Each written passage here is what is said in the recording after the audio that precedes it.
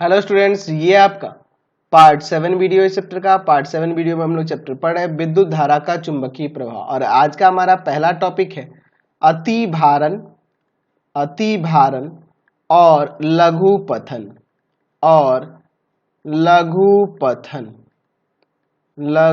पथन यानी ओवरलोडिंग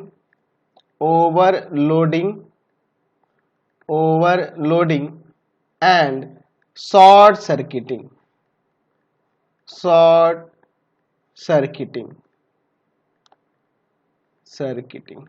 तो चलिए देखते हैं अति भारण और लघु पथन क्या होता है। सबसे पहले हम लोग बात करते हैं अति भारण की। मैंने आपको बताया था कि जो मेंस वायर होते हैं वो दो प्रकार के होते हैं। एक होता है जिनसे 5 एम्पियर की धारा प्रवाहित होती है, दूसरा होता है जिनसे 15 एम्पियर की धारा प्रवाहित होती है। और हम लोग इन तारों का चयन उसी के अनुसार करते हैं कि हमें किस प्रकार का उससे उपकरण जोड़ना है। जैसे अगर मान लीजिए मुझे छोटे उपकरणों को जोड़ना है तो हम लोग 5 एम्पियर जिनसे धारा प्रवाहित होती है वैसे मेंस वायर का इस्तेमाल करते हैं। जैसे कि हमें मान लो पंखा, बल्ब, इन सबको जोड़ना है तो 5 एम्पियर धारा प्रवाहित होने वाला मेंस वायर लेंगे। और 15 एम्पियर वाले में क्या करते हैं, तो इसमें बड़े प्रकार के उपकरण जैसे आपका फ्रिज जोड़ना हुआ, आयरन हुआ, हीटर हुआ, इन सब के लिए हम लोग इस्तेमाल करते हैं। अब देखो क्या हुआ कि मैंने क्या किया कि 5 एम्पियर धारा प्रवाहित होने वाला ही एक मेंस वायर ले लिया। अब मैं क्या कर देता हूँ, इसको जाहिर सी बात है ले जाके मैं बोर्ड से जोड़ूंगा, ठीक है। और बोर्ड में मैं क्या करता हूँ, यहाँ पे आपके ये प्लग है इसमें जोड़ने के लिए। अब देखिए मैं बोर्ड में क्या करता हूँ, एक ही साथ इसी में मैं क्या कर देता हूँ कि एक में फ्रिज जोड़ देता हूँ, दूसरे में मैं आपको हीटर जोड़ देता हूँ, तीसरे में मैं क्या कर देता हूं, तीसरे में मैं अपना एक गीजर लगा देता हूं। तो यहां से देखिए अब क्या होगा, हम लोग देख रहे हैं कि ये बड़े बड़े उपकरण इसमें जो लिए इनकी क्षमता शक्ति जो है बहुत अधिक है, इनकी शक्ति बहुत अधिक है। यहाँ लिखा होता है ना, इसमें देखते हैं कोई 1500 वाट का होगा, कोई 2000 वाट का होगा, तो इनकी शक्तियां बहुत अधिक है। तो जाहिर सी बात है उसी के हिसाब से अब इसमें धारा का प्रवाह तो होने लगेगा। लेकिन ये तो था 5 एम्पियर धारा प्रवाहित करने के लिए, और इसमें आवश्यकता से अधिक धारा प्रवाहित होने लगी, यानी कि आवश्यकता से अधिक इसमें धारा खींची जा रही है। तो इसी को हम लोग कहते हैं अति भारण। समझ गए ना, इसी को क्या कहते हैं, अति भारण कहते हैं। तो हम लोग इसे अति भारण को ऐसे डिफाइन कर सकते हैं कि विद्युत परिपथ में इस्तेमाल होने वाले तारों का चयन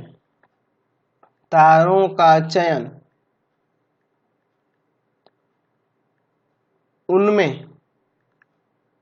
प्रवाहित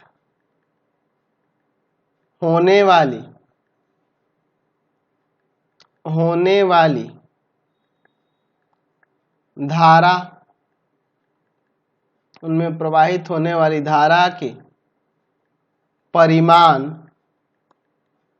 के महत्तम मान पर निर्भर करता है। यदि उपकरणों में या उपकरणों की कुल शक्ति इस स्वीकृत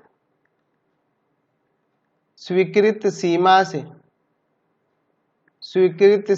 से बढ़ जाती है तो उपकरण आवश्यकता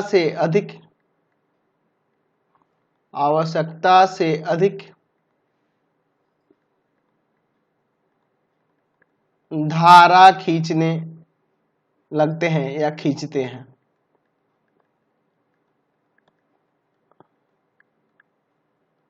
इसे अति भारण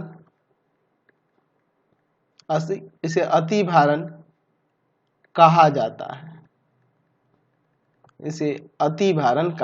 है।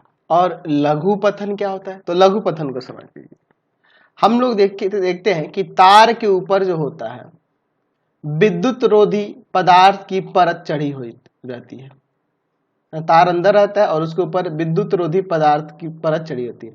इसलिए ऐसा किया जाता है ताकि एक दूसरे से तार संपर्क में ना आए, एक दूसरे से सटे नहीं। ठीक है, तो क्या होता है कि कभी कभी क्या होता है, ये जो विद्युत रोधी परत होती है खराब हो जाती है या क्षतिग्रस्त होती है। मान लो चूहा काट दिया है ना, या ये गर्म होकर धारा का प्रवाह अधिक होकर यानी अति भारण के कारण क्या हुआ, परिपथ गर्म हो गया, गर्म होके ये ऊपर के कवर जो है पिघल गए, तो ये एक दूसरे के संपर्क में आ जाएंगे।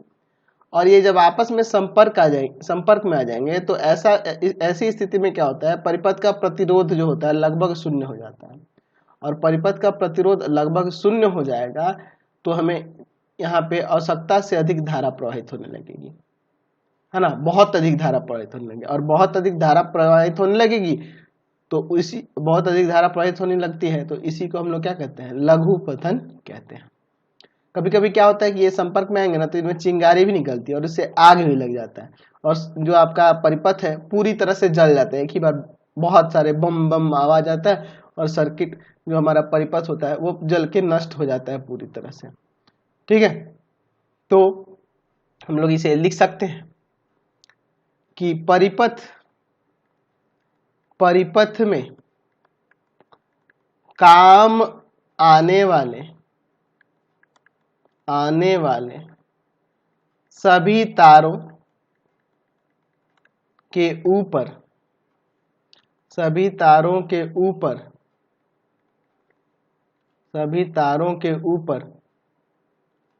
विद्युत रोधी पदार्थ की परत चढ़ी रहती है।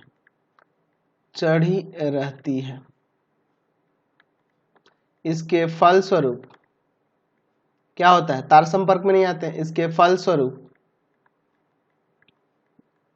किसके फलस्वरूप, मतलब कि विद्युत रोधी परत उस पर चढ़ी रहती है, उसी के फलस्वरूप जो चालक तार होते हैं, चालक तार एक दूसरे के संपर्क में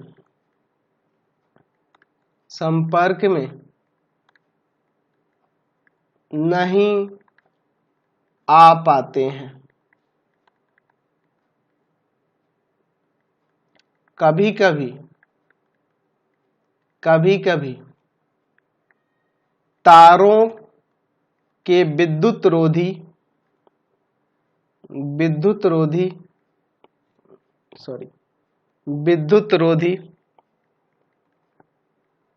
परत के खराब या क्षतिग्रस्त हो जाने से वे आपस में संपर्क में आ जाते हैं,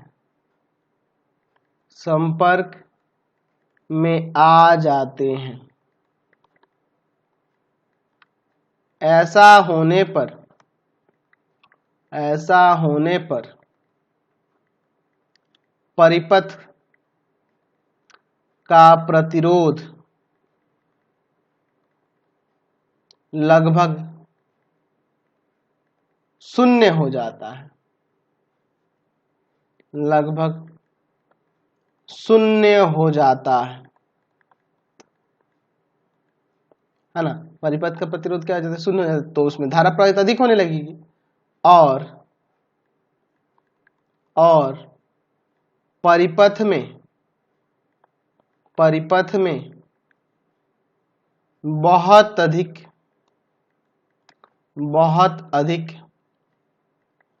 धारा प्रवाहित होने लगती है।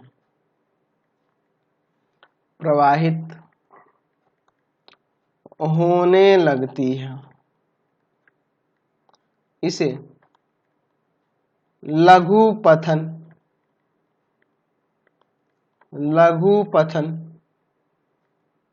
कहा जाता है।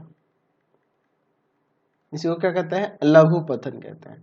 अब देखिए लघु पतन जब होता है ना तो इससे क्या होता है कि कभी कभी चिंगारियां निकलती है और जिससे आग भी लग जाता है और पूरी तरह से परिपथ जल जाता है, और परिपथ जब जलेगा तो धुआं होता है उसमें, और वह धुआं क्या करता है, आपके पूरे कमरे को पूरी तरह से काला कर देता है। तो कभी इसे आग लगने से पूरा घर भी जल सकता है। ठीक है, तो ये खतरनाक भी है। और इन्हीं सब से बचने के लिए, अति भारण और लघु पतन से बचने के लिए हम लोग तार जो है अच्छी क्वालिटी का यूज करते हैं।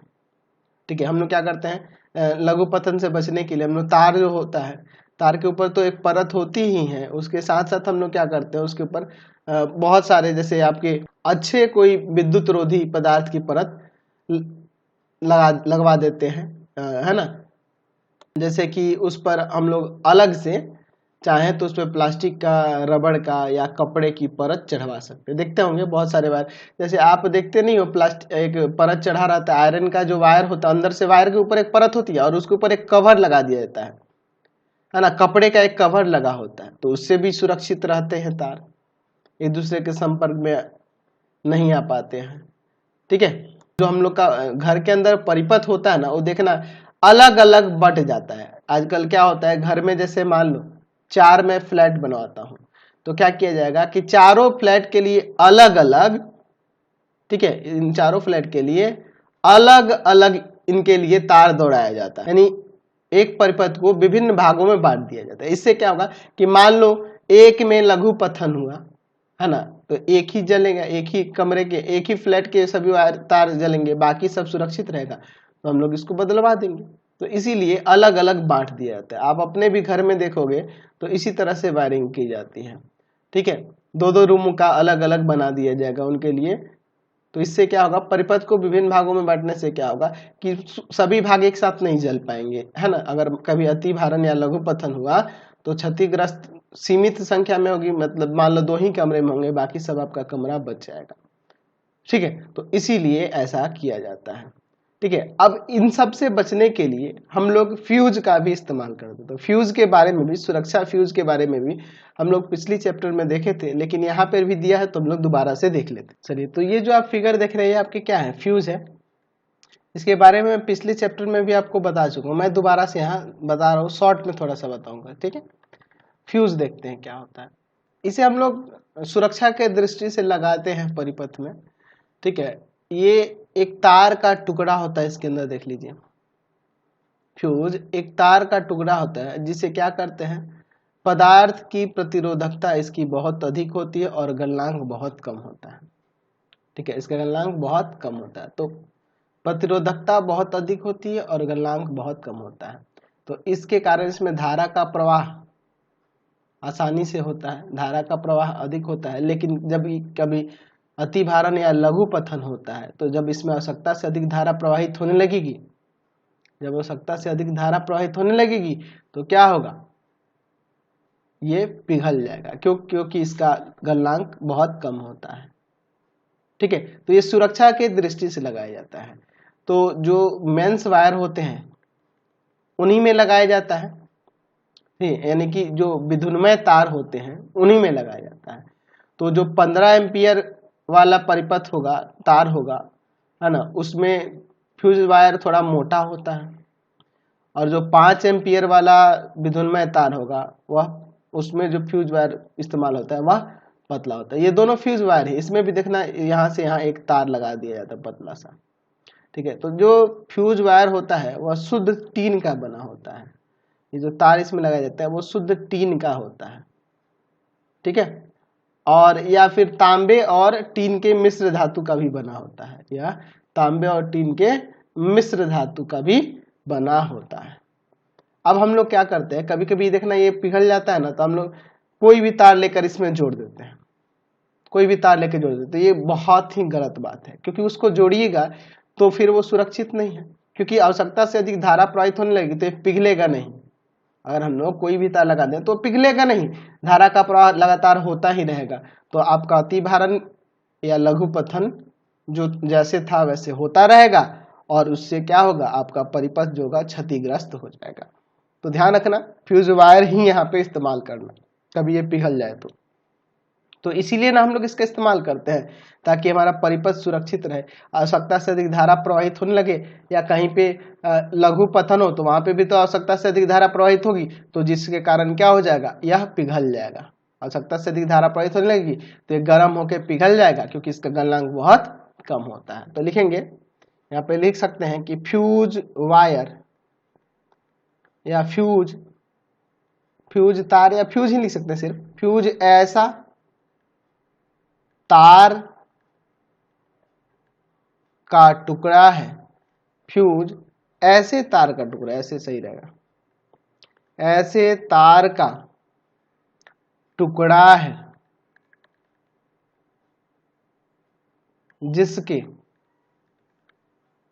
जिसके पदार्थ की प्रतिरोधकता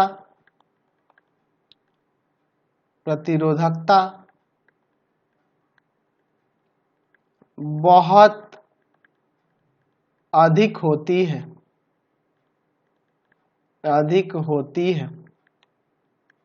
और उसका गलनांक बहुत कम होता है। गलनांक बहुत कम होता है, समझ गए ना। गलनांक क्या होता है, बहुत कम होता है। तो ये जो फ्यूज वायर होते हैं किसके बने होते हैं, तो शुद्ध टीन धातु का बना होता है। यहाँ पे लिख सकते हैं कि फ्यूज वायर या फ्यूज तार शुद्ध टीन धातु का बना होता है या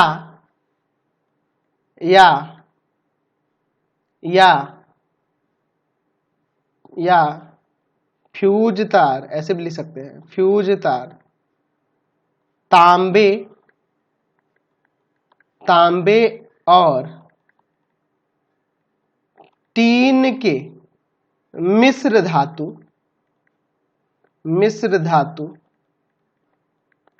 का भी बना होता है।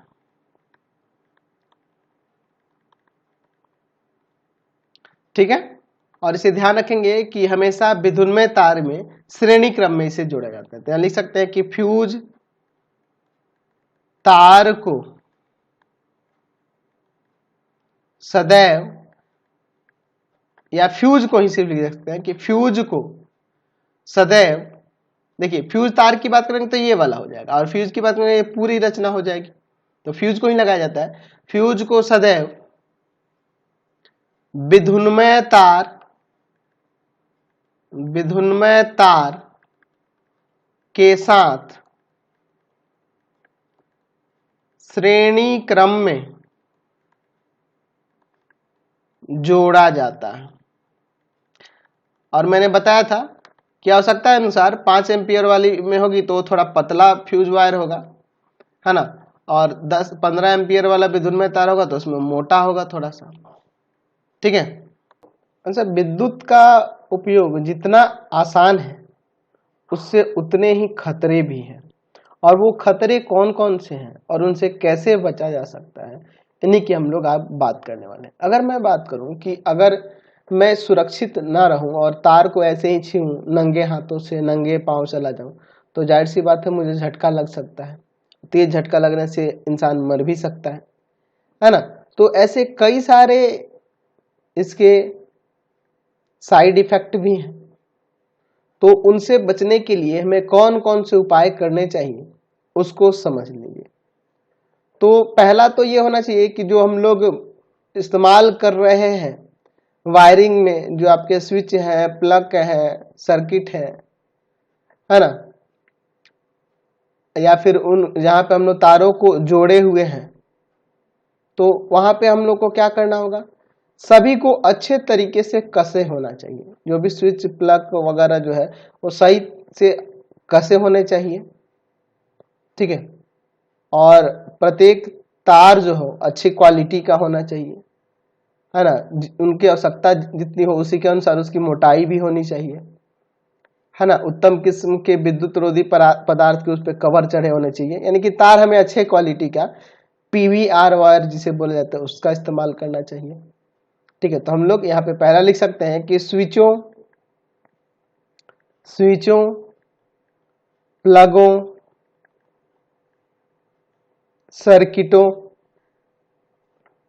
सर्किटों तथा जोड़ों पर सभी संबंधन अच्छी तरह से कसे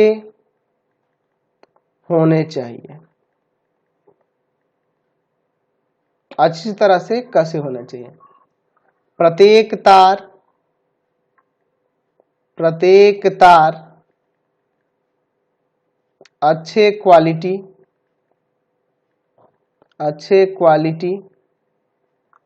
और उपयुक्त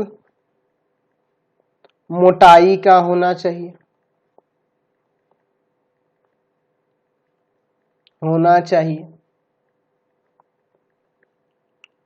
ठीक है। अच्छे क्वालिटी का कैसे होगा, तो मतलब वो जिसके ऊपर अच्छी विद्युत रोधी पदार्थ की परत चढ़ी होगी और अंदर वो तार जो होगा वह अच्छे क्वालिटी का हो, यानी कहने का मतलब कि वो जैसे एल्युमिनियम का वायर, कॉपर का वायर, कॉपर वाला पीवीआर वायर बहुत अच्छा होता है। ठीक है, चलिए,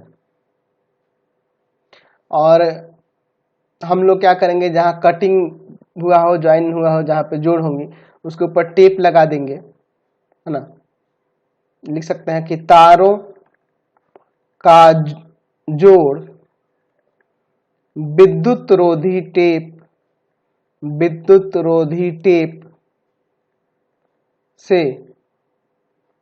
अच्छी तरह ढका होना चाहिए, ताकि वहां संपर्क में भी आएंगे तो करंट नहीं लगे। अच्छी तरह से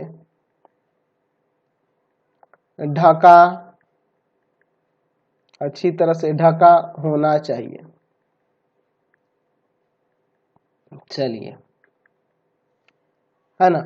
और जो फ्यूज लगाएंगे परिपथ में वह उत्तम क्षमता का होना चाहिए। ठीक है, ऐसा नहीं है कि जहाँ 15 एम्पियर वाले की जरूरत होगी वहां पे उतने ही मोटाई का हमें फ्यूज वायर लगाना होगा। तो लिखेंगे कि परिपथ में लगे फ्यूज उपयुक्त क्षमता तथा पदार्थ के बने होने चाहिए।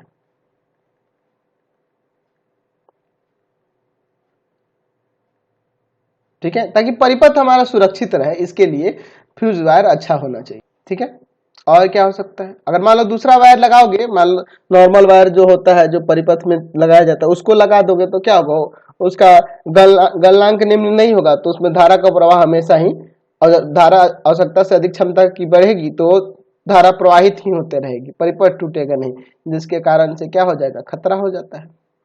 अच्छा, और क्या होना चाहिए, हम लोग जो फ्यूज लगाएंगे या स्विच लगाएंगे तो वो सब क्या होगा, वो विद्युन्मय तार में लगाने चाहिए श्रेणी क्रम में। तो हम लोग लिख सकते हैं कि परिपथ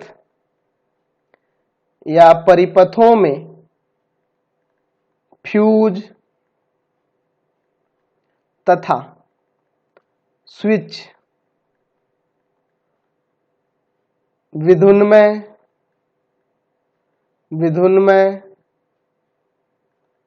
तार में श्रेणी क्रम में लगाना चाहिए। हमेशा हम लोग श्रेणी क्रम में ही लगाएंगे। ठीक है,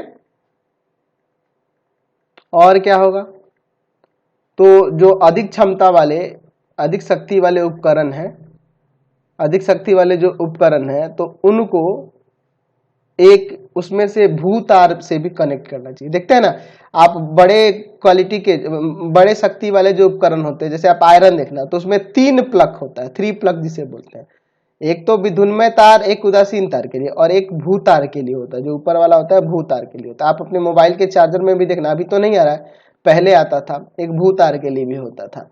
या फिर आप अब उसमें इसलिए नहीं दिया जाने लगा कि भू तार की उसमें आवश्यकता ही नहीं है, क्योंकि वो तो पहले ही बहुत ही कम धारा कंज्यूम करता है ना जी, उनसे बहुत ही कम धारा की उसकी आवश्यकता होती है। लेकिन फ्रिज हुआ, आयरन हुआ, हीटर हुआ, उन सब में आपके एक विद्युन्मय तार की भी आवश्यकता होती है। ऐसा क्यों होता है कि जब आवश्यकता से अधिक धारा प्रवाहित होने लगेगी, ठीक है, तो विद्युन्मय ये जो आपका इसमें भूतार जो है, भूतार है, उसके थ्रू धारा क्या हो जाएगी, वह धरती में चली जाती है, तो जिससे हमें झटका वगैरह महसूस नहीं होता है। यानी कहने का मतलब यह है कि मान लो विद्युन्मय तार जैसे आयरन ही है, आयरन के अंदर जो विद्युन्मय तार गया है वह उसके उस उपकरण के ऊपर आ जाए, यानी कि ऊपरी कवर पे संपर्क में आ जाए, कटने फटने से विद्युन्मय तार का मान लो ऊपरी परत हट गया या पिघल गया, जिसके कारण ये संपर्क में इसके आ गया, तो इसके संपर्क में आ जाएगा। तो हमें पता है कि इसमें एक लगा हुआ है भूतार के लिए, इसमें तीसरा जो है इसमें ये किसके लिए लगा है, आपके भूतार के लिए लगा है। तो क्या है, इसका कनेक्ट तो सीधे पृथ्वी से है, तो इसका मतलब क्या होगा कि जब आपका ये विद्युन्मय तार इस उपकरण के आवरण पर कनेक्ट हो जाता है, जिसके कारण धारा इस पे प्रवाहित होने लगी ऊपर, तो ये इसका विभव जो है पृथ्वी के विभव पर रहता है, जिसके कारण यदि कोई व्यक्ति इसको छूता भी है तो उसको झटका महसूस नहीं होगा। तो यहाँ पे लिख सकते हैं कि अधिक शक्ति के उपकरणों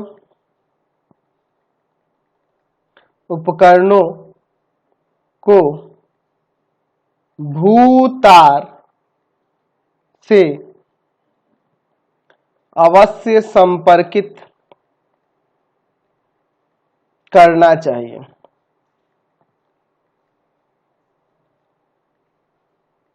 ऐसा करने पर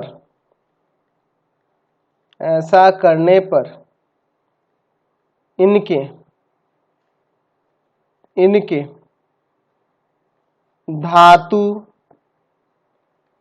धातु के आवरण भूतार द्वारा पृथ्वी से जुड़ जाते हैं, यदि किसी खराबी के कारण उपकरण के आवरण का संपर्क विद्युन्मय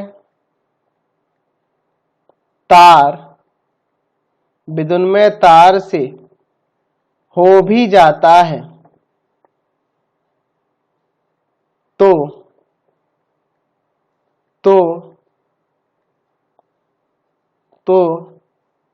उसका संपर्क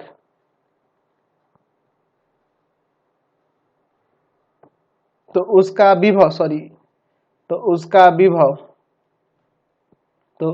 विभव पृथ्वी के ही विभव पर रहता है। और यदि किसी व्यक्ति के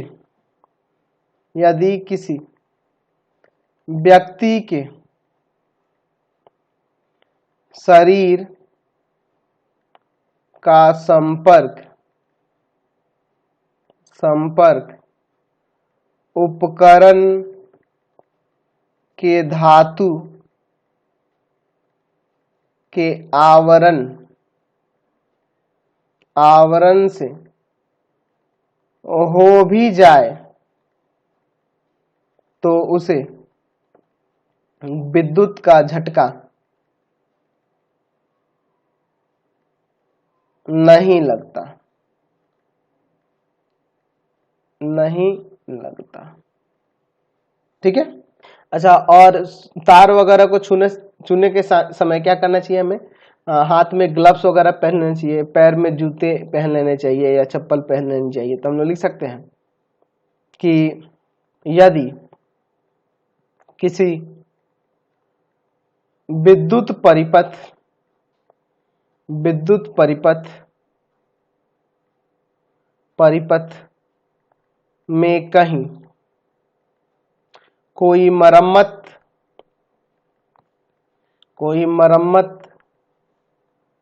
करनी हो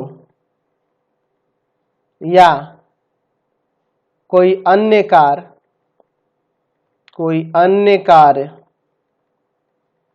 करना हो तो विद्युत रोधी पदार्थ से बने दस्ताने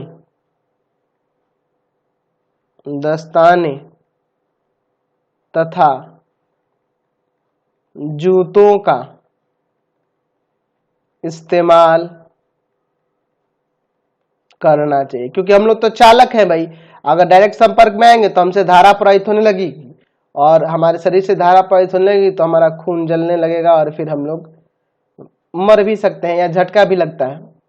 ठीक है। तो क्यों ऐसा होता है? क्योंकि हम लोग डायरेक्ट पृथ्वी के संपर्क में आ जाएंगे, तो सीधे पृथ्वी के संपर्क में आ जाएंगे तो हमें क्या हो जाएगा? बिजली का झटका लगेगा या फिर हो सकता है कि पूरा खून चूस ले, हम लोग मर भी सकते हैं। चलिए, और क्या लिख सकते हैं? अब देखिए, कभी कभी आग भी लग जाता है। ठीक है, यहाँ पे लिख सकते हैं कि परिपथ में आग लगने या अन्य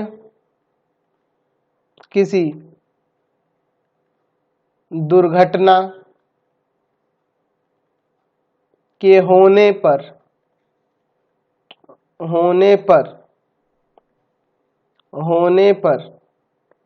परिपथ का स्विच तुरंत बंद कर देना चाहिए। ठीक है। और इससे बचने के लिए, यानी कि आग लगने से बचने के लिए हम लोग एमसीवी वगैरह भी लगाते हैं। हम लोग जानते हैं घरों में इस्तेमाल होता है एमसीवी, है ना, कि कभी अति भारण और लघु पतन हो जाए तो वो क्या हो जाएगा? वो टूट जाएगा, परिपथ टूट जाएगा और धारा का प्रवाह बंद हो जाएगा, क्योंकि वो एमसीवी नीचे गिर जाएगा जिससे धारा का प्रवाह बन जाता है, वो डायरेक्ट ही कर जाता है। अच्छा, अगर मान लो कोई व्यक्ति संपर्क में आ जाता है सीधे तार की, तो उसको छुड़ाने के लिए आप खुद दौड़ के हाथ से नहीं छुड़ाओगे, सूखी लकड़ी, प्लास्टिक, रबड़ वगैरह इस सब का इस्तेमाल करेंगे उसको छुड़ाने के लिए। तो लिख सकते हैं कि यदि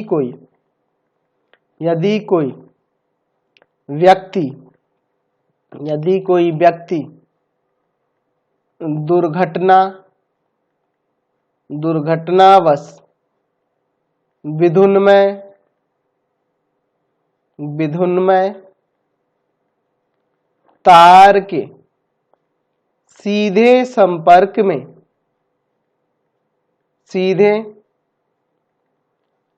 संपर्क में आ जाए तो उस व्यक्ति को किसी विद्युत रोधी पदार्थ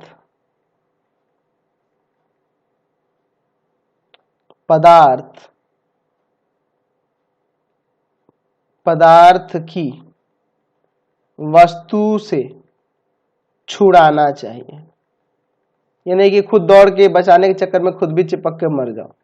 ठीक है, चलिए समझ गए। जब आप विद्युत धारा के बारे में पढ़ते हैं तो माइकल फैराडे का अगर आपने नाम नहीं सुना हो तब तो भैया फिजिक्स में आपको विद्युत धारा पढ़ने का कोई बड़ा मकसद नहीं समझ में आता है। इनका सबसे बड़ा योगदान है इस क्षेत्र में। ठीक है, माइकल फैराडे, ये आपके कौन है? Michael Faraday. Michael Faraday. देखिए माइकल फैराडे जो थे ये अंग्रेजी भौतिकविद थे। इनका जन्म जो था, मैं यहाँ पे लिखते चलता हूँ, जन्म 22 सितंबर को हुआ था, 22 सितंबर 1791 में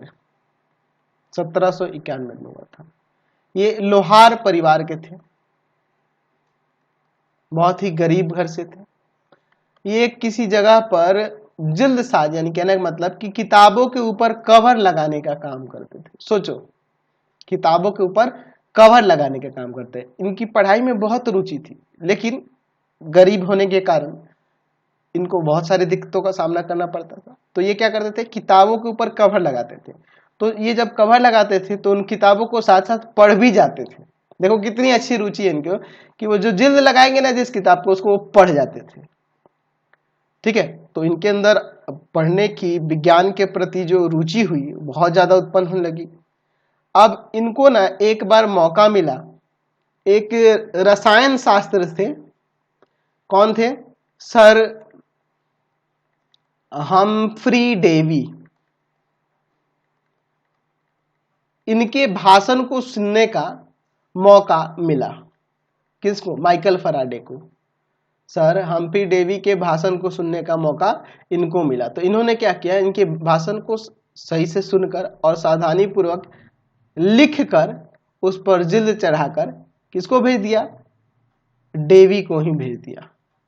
सर हम्फ्री डेवी को ये उपहार के रूप में इनके पास भेज दिया। तो ये जब डेवी ने देखा कि ये बच्चा मेरे भाषण को एक बार सुनकर और बहुत ही अच्छे तरीके से लिखकर मेरे पास भेजा है, तो उनको इनके अंदर कोई प्रतिभा नजर आई कि एक ही बार में ये पूरा भाषण मेरा सुन के लिख दिया। तो इस प्रतिभा को देखकर उन्होंने अपने प्रयोगशाला में इनको सहायक के रूप में बहाल कर दिया। सर हम्फ्री डेवी ने अपने प्रयोगशाला में क्या किया, इन्हें सहायक के रूप में बहाल कर दिया। और आगे चल के 1825 ईस्वी में माइकल फैराडे ने रॉयल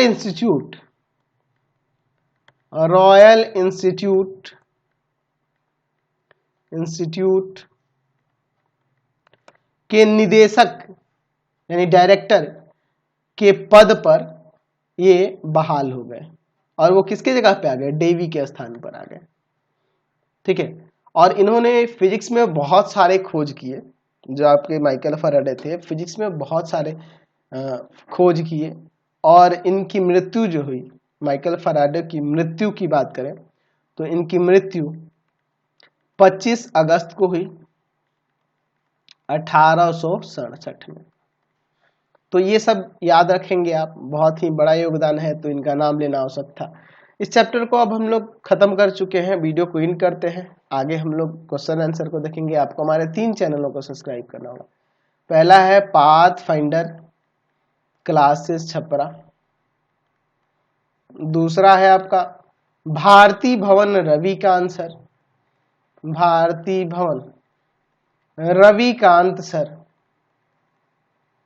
और तीसरा चैनल है रविकांत सर के नाम से। तीनों को सब्सक्राइब कर लेंगे और इससे रिलेटेड वीडियो के लिए सीधे डिस्क्रिप्शन में जाएंगे। इससे रिलेटेड नोट्स के लिए गूगल पे जाकर सर्च करेंगे www.ravikantsir.in और यहाँ पर जाकर आप सभी क्लासेस के नोट्स और उनके पीडीएफ को डाउनलोड कर सकते हैं और पढ़ भी सकते हैं। इंस्टाग्राम और फेसबुक पे पाथ फाइंडर क्लासेस छपरा को लाइक एंड फॉलो करना नहीं भूलेंगे।